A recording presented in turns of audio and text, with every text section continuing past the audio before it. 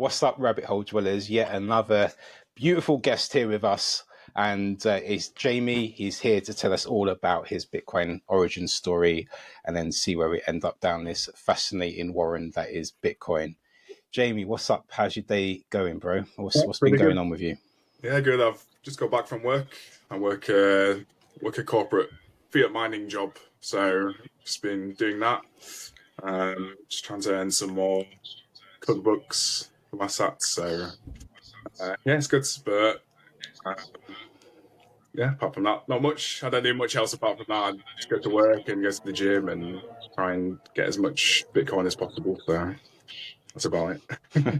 The perfect Bitcoin life hack is just sort of stay humble, work out, eat steak, I'm guessing, and stack as many sats as possible. And Bitcoin is probably your therapy from a fucking corporate job, I imagine. Yeah, it's quite a nice job. It's an account manager, so not too stressful. It's sort of soft sales, so I used to have like really hard sales jobs and cold calling and closing deals and stuff, but it's a bit better now. So in my spare time, I'm just scrolling X or Twitter and just reading up on the news, and just like most people in Bitcoin, it brings me energy in life, so I love it.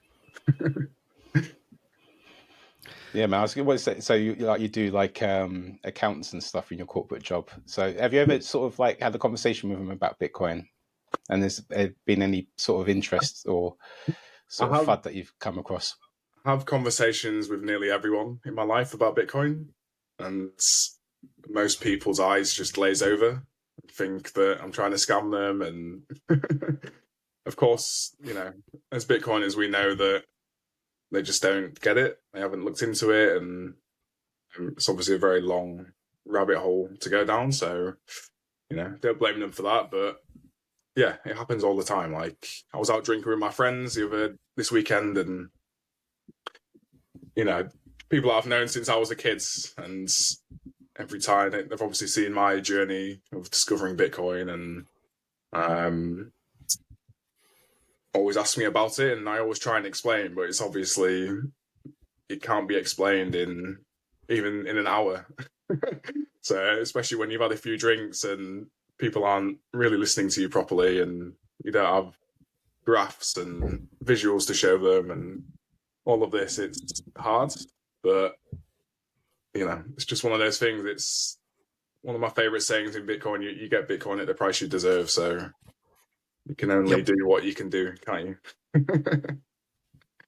But you already spoke about it. Yeah, sure. Yeah, no, go ahead. Sorry. In terms of my job, I think actually people in general are getting more interested in it now. It's become a lot more of a part of the conversation in the world. I found, but obviously it's not just Bitcoin, is it? Like the whole crypto space has become massive now, and you know, when I first got into it about 5 years ago, I guess I'll start my story of how I got into it. So, I was working in London. I mean, I suppose my first sort of exposure to it would have been years ago, like 2013, 2014, 2015, when you first hear about it hitting $100 or the very first pumps, and you're like, oh wow, that's amazing, a random coin.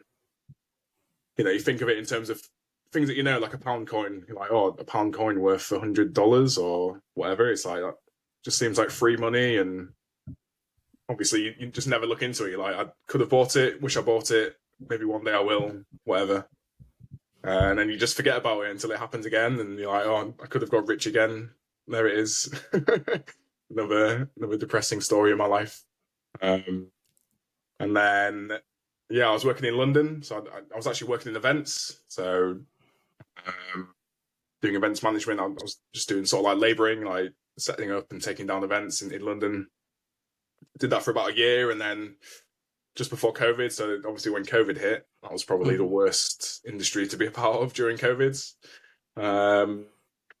But it was good. I got furloughed for like a year, so I was getting like London wages and living back home with my family up north, and I actually enjoyed COVID compared to most people. I thought it was all right, live in the countryside and got to go out every day and all this sort of stuff. But I'd moved home with my brother, and my brother was a huge inspiration to me, and he was actually a banker for 10 years. So he was worked for the banks doing, I think it was like strategy consultancy. It was like his main job. So he would speak to banks and big companies about how they could do more business and streamline their business and all this sort of stuff. So he's very, very business minded and had a lot of traditional investments like properties and stocks and stuff, I'm sure. Then obviously, you know, we were all stuck at home during COVID and started seeing what was happening in terms of government overreach and people losing their freedoms, and never believed in COVID as a family. I mean, my brother's a big conspiracy theorist, as most of us are. So, you know, from the very start, it was pretty obvious. Well, I nearly got tricked, to be fair. I was a bit brain dead. But then COVID's obviously opened my eyes a lot in terms of what to look out for and just to be careful in the world. But obviously started to realise what was happening, and, you know, started to see what was happening with the money printer and all these sorts of things. So started to realise how important it was in terms of personal finance and investing and being financially free.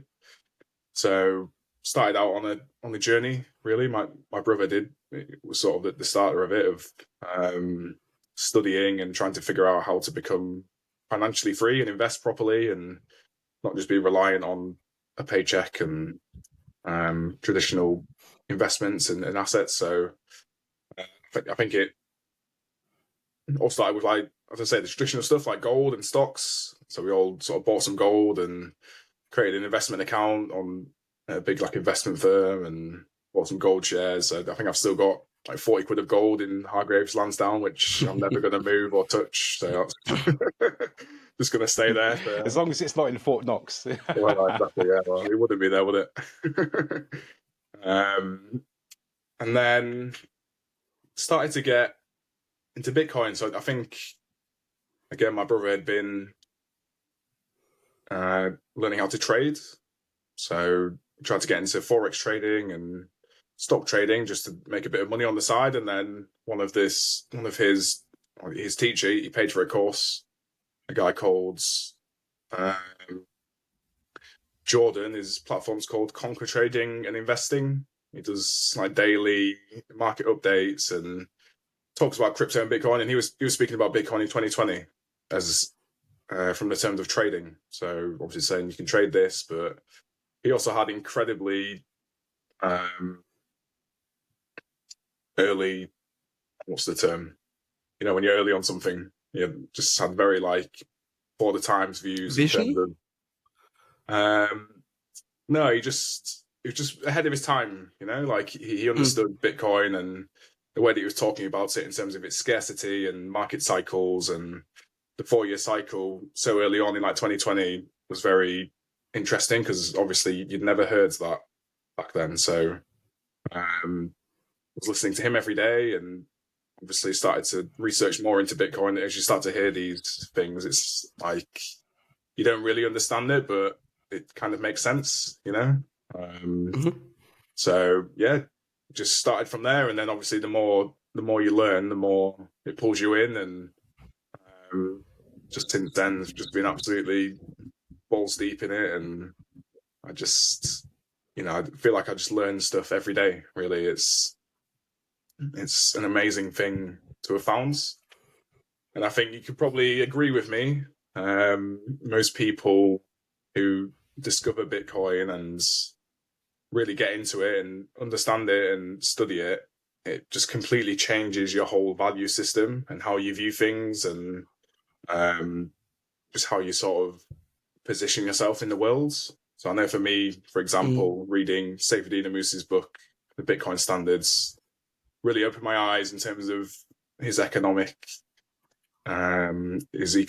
theories, and when he talks about time preference, like the difference between a low time preference and high time preference society and individuals, and how Bitcoin is obviously high time preference because you're investing and wanting to, maybe I've got them flipped around wrong, but basically the difference in that and how Bitcoin is more of an asset for the future. So you're investing for the future, whereas fiat and just sort of society's mindset in general is very, if you have a money that is just printed away infinitely every day, then it's not worth anything. So you're only sort of just thinking for the next few months or years, and you don't really have this high, this long time horizon in your mind of where you want to go in life. And yeah, it's just completely opened my eyes to how valuable money is as well. Like, money is an abstraction of your time, your energy. So you spend your time and your energy at work to get money, and that's obviously your energy and your power in the world. And some people might say that that's superficial, and obviously to a certain degree it is. Like, money is only so important, but at the same time you're not going to live without it. So, and you can do what you want with it. Like, it lets you and gives you the life that you want. So it is totally an important thing, So would you say reading Saifedean's book was really the moment when it clicked for you, what Bitcoin is, what the vast possibilities are beyond the whole trading aspect, or was there something else as well? It was a really long process, to be honest. Like, because it was COVID and I had nothing better to do, I decided that it's probably worth just doing some studying. So was just listening to as many podcasts as possible. Anthony Pompliano, Michael Saylor. Who else? I listened to two guys you probably know, Adam Odell and Marty Bentz. They do a weekly podcast called Rabbit Hole Recap, which is still the only... We're not associated with them, by the way.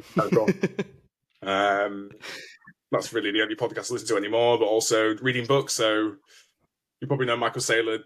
He's owns Hope.com. So he has lots of different... I think he's part of the .com bubble, wasn't he? And bought loads of websites and somehow got Hope.com in all of that. And now I sent Hope.com into a Bitcoin resource education site. So I was using that as well, reading loads of articles. And there's a great article by, I forget his name, American guy, really big guy. Whatever, it's not important. But it's called like the similarity or something between the number zero and Bitcoin, basically talking about how it's immaculate conception and how it was created. It's about Knut Svanholm. No, he's American. Because he talks about element zero, doesn't he? Yeah. American guy. I don't know. I've got to... Joel, any guesses? I was just thinking, Jesse Myers, maybe? Robert Breedlove. So it's...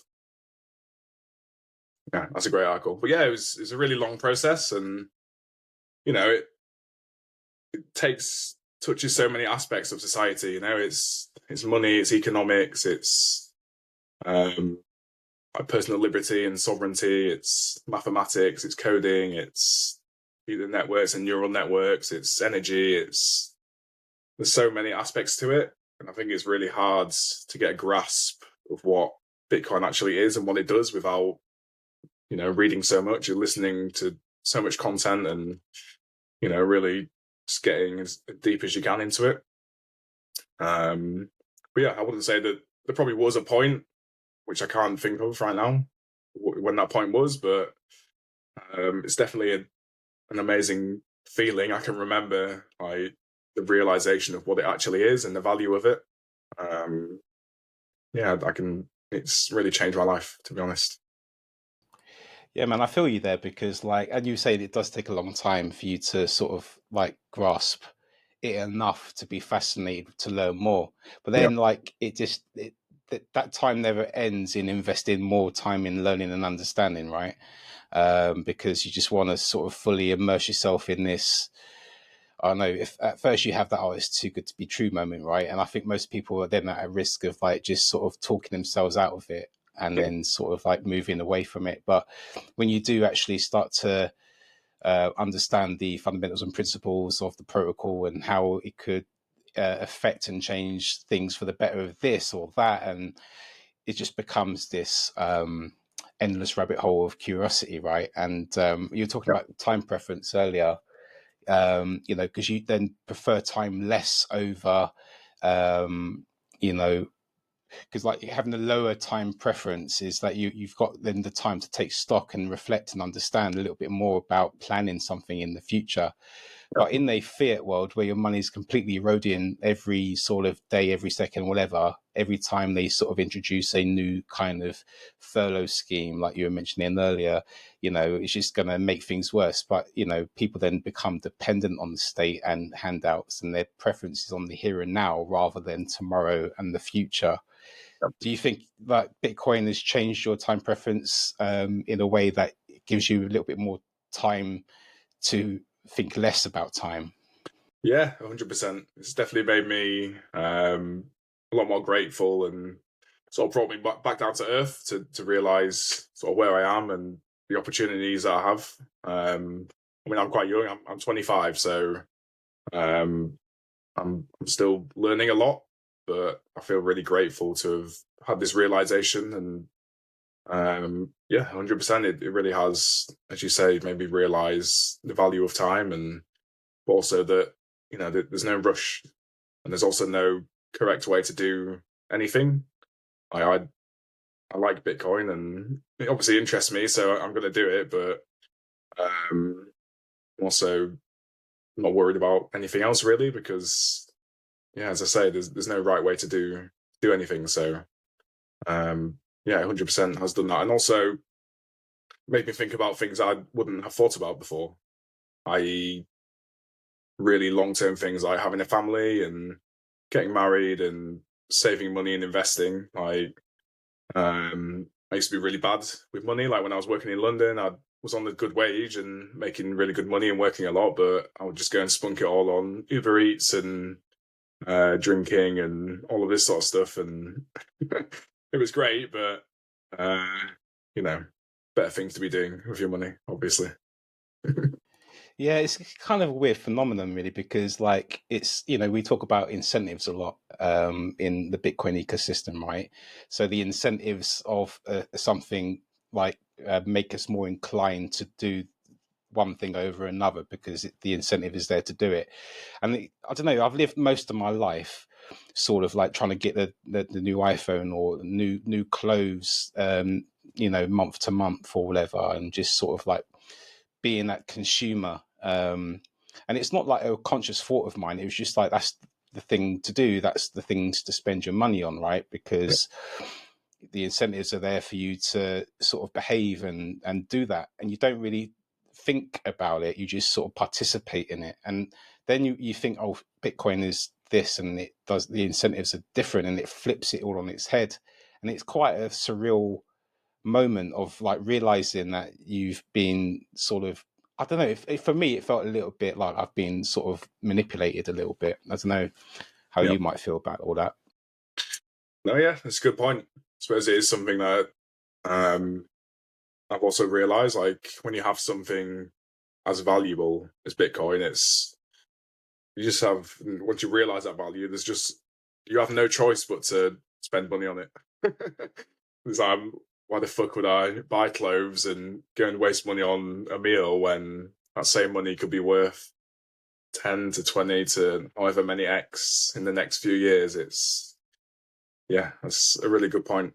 And something that I think is just subconscious to me now. I do get a bit of FOMO in terms of not going out and doing stuff, so I am sort of trying to do better at that.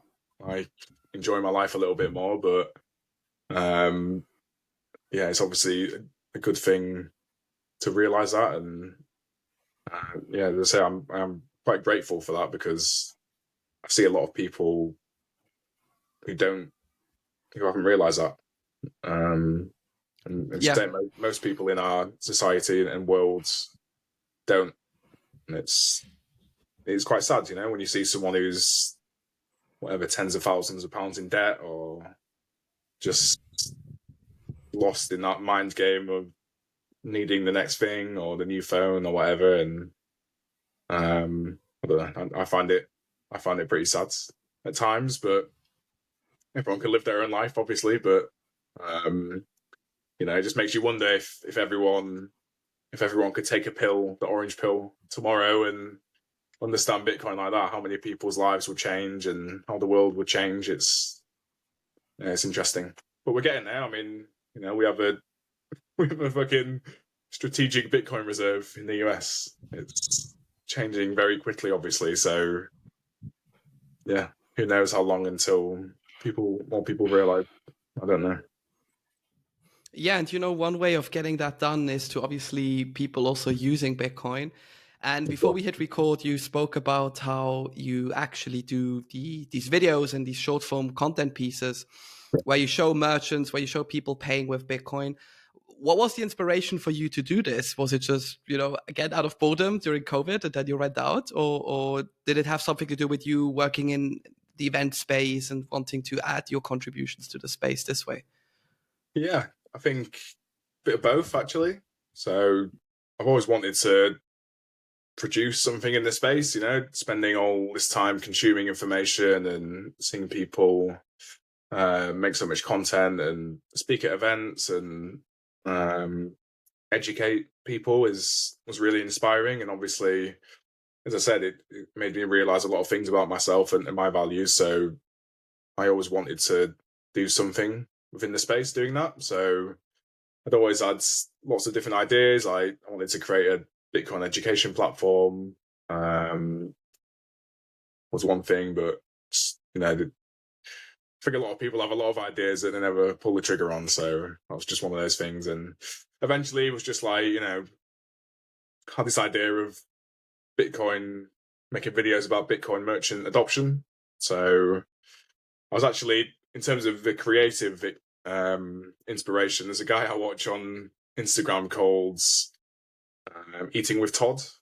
You might know him, Ian, a British guy who he just makes videos about foods. So he'll just go around to different restaurants and film the food and just tell you how amazing it is and then eat it. So that was actually like, I could just spend all day watching stuff like that and fantasizing and whatever. So that was like a massive inspiration creatively in terms of seeing how he made videos. So I always thought, I could do that for Bitcoin. And then just got to one day when I was in a previous job doing telesales and I just didn't really like the role and, just decided to take the leap and created the platform, which is called Accepting Bitcoin. So, so on, I think Twitter is Accepting BTC 21 and then Instagram and TikTok Accepting Bitcoin. But yeah, I went to my first place in Leeds. So I live close to Leeds. So made my first video and it was a place called Global Tribe Cafe. I think they're still there. It's like a spiritual sort of shop. They sell lots of crystals and a lot of like spirituality based stuff. But used btcmap.org, which is obviously a great resource for being able to see merchants, if you know that. I met the guy who runs it, Nathan, as well. He's a great guy, very inspiring and doing a lot of projects himself. So use that to find places. And then over the course of about a year, I've been to loads of places. I've been to a few places in Leeds, made the trip up north to Scotland, did Edinburgh and Glasgow, a few places there. Did some cities around me, so like Sheffield, Nottingham. Went to London too. So before I did some traveling last year, and before I got the plane to Bangkok, I did a few in London. Also been to the Isle of Man. So the Isle of Man is obviously a little bit of a Bitcoin hub.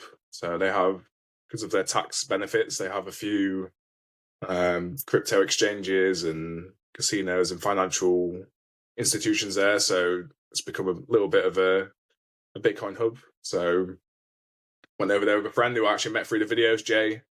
And we went there. He used to live on the Isle of Man, so went to a little Bitcoin conference meeting there, and then went around to all the places in the Isle of Man as well, filming. But yeah, it's something that I need to get back into. I've still got loads of unfinished videos that I'd just fallen off with while I was traveling, unfortunately. But especially with being on this podcast and going to speak at Bitcoin Glasgow, it's inspired me to want to get back into it.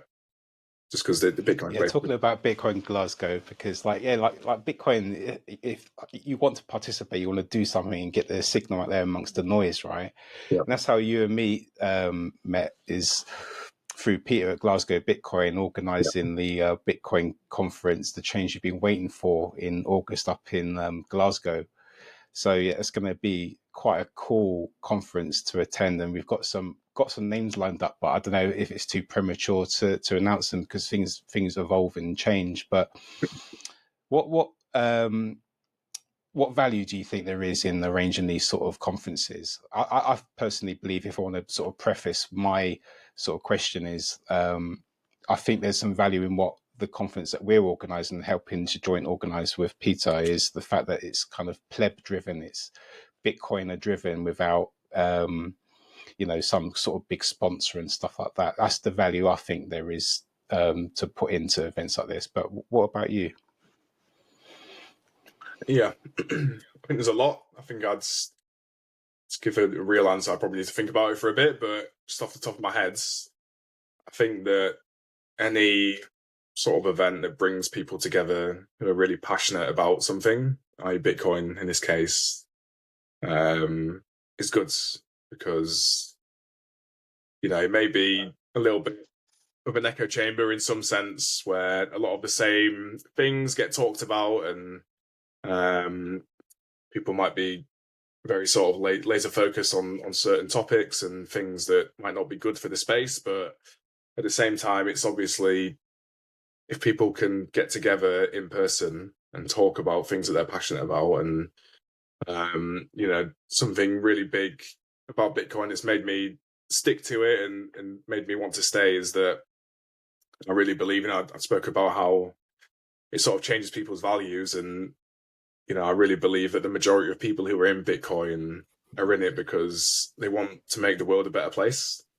I think that's sort of a lot of the philosophy of Bitcoin, and why people get into it, and obviously why it was created in the first place. So you obviously don't see too much of that in today's world. So being able to have a place where people can get together to be a part of that, on an individual level, and then obviously learn about from people like me who have physical experience, and other people who are going to speak who have industrial experience, and just people who are involved in the space who can give different perspectives and takes on things. Like, it's a very positive thing, I think. Yeah, I mean, the interesting thing is really how quickly Bitcoin adopts. And you mentioned the strategic reserve beforehand. And actually, when I did a piece here today, I was looking at the countries who just hold Bitcoin through confiscation. And the UK obviously is a big portion of that, depending when they sell, if they sell, and these kind of things. You guys are both Brits. Jamie, do you think now that the ball sort of gets moving and there's a little bit of an arms race coming potentially for national reserves, would you ever see that the UK is potentially also doing something along these lines, or is it just too far out currently? Currently, yes. Way too far out. I think I don't follow UK politics too much, but it just seems like an absolute shit show, and I think we live in a bit of a communist state. I might get arrested for saying that, but it is what it is. But obviously, it's game theory. Like, I think these things are going to happen. Fucking hell, how is the US the first country to do this? It's absolutely mind-boggling. If you would have told me that the first year or two that I was in Bitcoin, I probably would have thought it would happen eventually, but not the US being the first country. It's pretty unbelievable. So I think, yeah, eventually, I think every country has no choice, just because of the intrinsic value of it. And as I say, it's game theory. Like, they're not gonna they can't miss out on it from a strategic point and from a financial point. I mean, you just look at the US, what the US has done. I believe, I forget the guy's name, the crypto czar, who's part of Trump's team. David Sachs. Yeah, David Sachs.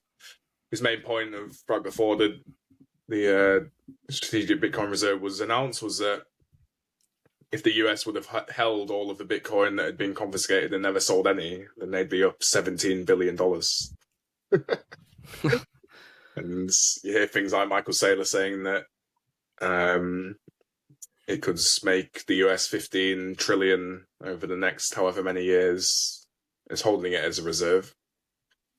No one knows, obviously, but in theory, we all know that's how it works. So, yeah, I see it happening, but we don't know. But, you know, I think with, you know, especially talking about stuff like having pleb-led events and the fact that a strategic Bitcoin reserve was even considered, let alone has been passed and they're going to buy more and all of this, it's, you know, you literally have people like Bitcoin Policy Institute and Bitcoin Policy UK and organizations dedicated to pushing Bitcoin through the political realm and into law. So, you know, if you have people who are this passionate about things, then usually things happen and get done.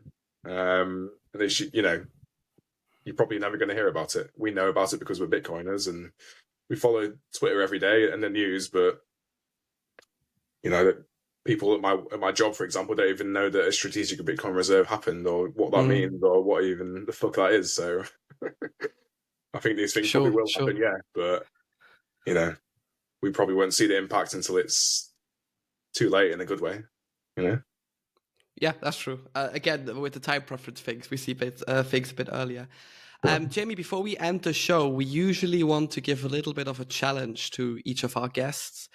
And we want to prove the saying that all roads lead back to Bitcoin. So I'm going to give you now a word or a phrase, and you have to relate that back to Bitcoin. And for you, we thought about the word goldfish.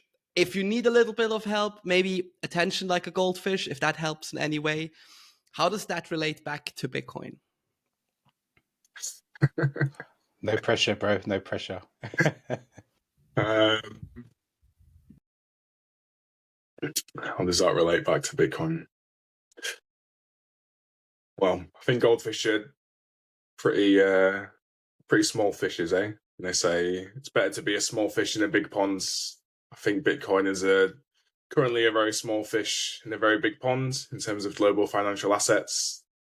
But it is the golden fish, if you will, of those assets. So I think it will soon become the big fish in that pond, and yeah, just a matter of time. Is that okay? I don't know. Can I? Yeah, man, I like it. And with the goldfish, they tend to grow as big as their environment, right? So Bitcoin's just going to expand and expand in this forever endless environment that it's grown into. That's wicked, Jamie, man. Thank you, bro. And it's been fascinating talking and discussing Bitcoin with you and hearing about your Bitcoin origin story. Before we, hopefully, when I get back into making videos and hosting, I'll come back. Yeah, I was going to say, where can people find you for all that? Where's your socials and stuff? So Twitter is at acceptingbtc21, and then Instagram and TikTok is at acceptingbitcoin. It's all one words. Wicked, man. I'm looking forward to seeing you in real life at the Bitcoin, the change you've been waiting for event in Glasgow, and I hope our viewers and listeners can also join us and have a chat with us when they're up there as well. Absolutely. So, Jamie, once again, bro, thank you very much, man. And for everyone else, stay curious.